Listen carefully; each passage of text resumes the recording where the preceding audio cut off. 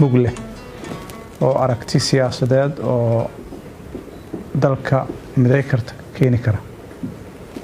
marka 45 maalmood gudahooda in lagu soo diyaariyo barnaamijkii kadibna la isu yimaado dabcan waxaana marxaladii maraan laakiin go'aankii waa la wada qaatay marka waxay soo dhaweynaysaa dadku Soomaalida inay u gudbaan afkaar fikir siyaasadeed waxaan aaminsanahay wax baahi loo qabo inay tahay marka shaqadaas oo runtii ana aaminsanahay inay shaqo weyn tahay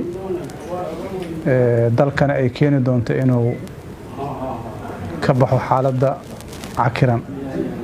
ilaan dalka mushkiladiisu waa siyaasadda dhib kale kama jiro waana la wada imaan doonaa oo madaxdii madasha kulligood halkaan ay ku wada ballansan yihiin shaqadu insha Allah si oo rasmi ah u bilaaban doonta insha Allah aad u mahadsantiin